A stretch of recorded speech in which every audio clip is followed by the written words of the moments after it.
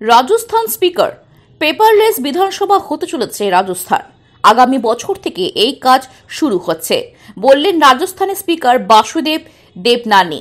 Speaker বিমান বন্দ্যোপাধ্যায় শুভেন্দু অধিকারী নিরাপত্তার বিষয়টি কতদূর সত্য প্রশ্ন তুলে দিলেন স্পিকার।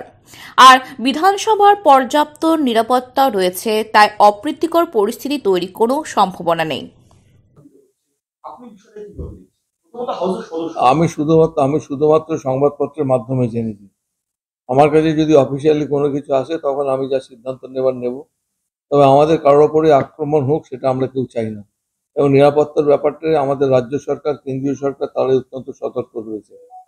এবং এটা হবে যেটা আশঙ্কা করা যাচ্ছে, যেটা আতঙ্ক একটা ছড়াবার চেষ্টা করা হচ্ছে, এটা কতদূর সত্য সেটা আমরা বলতে পারবো না। স্যার, এইটার ক্ষেত্রে একটা বিষয় যে আজ মানে এই কটা দিনের মধ্যেই তার উপর আক্রমণ হবে, এই কথাটা উঠে আসছে বা এটা ইন্টেলিজেন্স। 4 দিনে কলকাতা দখল হবে তাও আমরা শুনেছি, আর বলার কি আছে?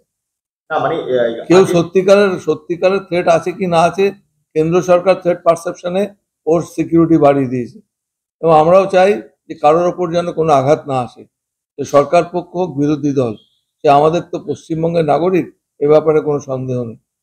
সিকিউরিটি প্রসঙ্গে মানে আগে তো দেখা গিয়েছে লোকসভার অভ্যন্তরে জঙ্গি হামলা হয়েছে, বা কয়েকদিন আগে দেখা গেল যে স্প্রে নিয়ে, এবং এই ক্ষেত্রে দাঁড়িয়ে বিধানসভার অভ্যন্তরে শুভেন্দু অধিকারী গতকালকে অভিযোগ করছেন যে তার সিকিউরিটি ঢুকতে পারে না।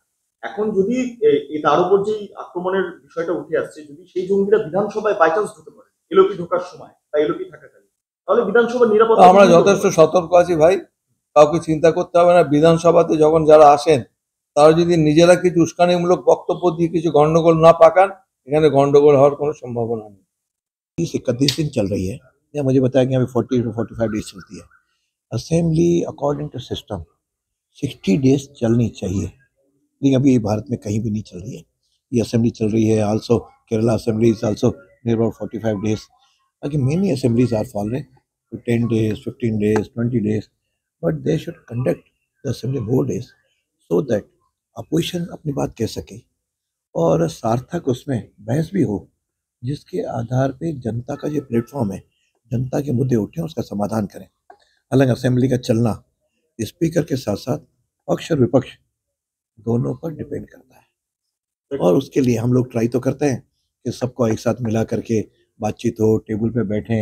बिजनेस एडवाइजरी कमेटी भी मीटिंग होती है। मैं तो अपने आने के बाद all party meeting as in parliament मैंने कंडक्ट करना शुरू किया है। जो सरकार चल रहा है, इधर जो वेस्ट बंगाल का जो सरकार चल रहा है, तो अभी कितना दिन में है? 3 ईयर। ये जो गवर्नमेंट इधर का गवर्नमेंट चल रहा है सर, कैसा लग रहा है आपको? कैसा चल रही है? हर गवर्नमेंट अपना जनहित की काम करती है। ज्यादा political question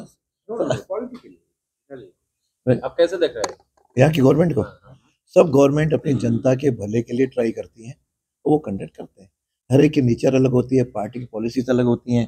they conduct according to themselves, and I will not comment on anything कि कौन सी गवर्नमेंट कैसे चल रही है, ये तो यहीं के लोग बताएंगे। बाकी our in democracy every assembly is holding their meetings also and holding their work also, and every minister and chief minister are working according to their capacity and wisdom. Sir, पिछले दिन आपके साथ एलओपी का मुलाकात हुआ।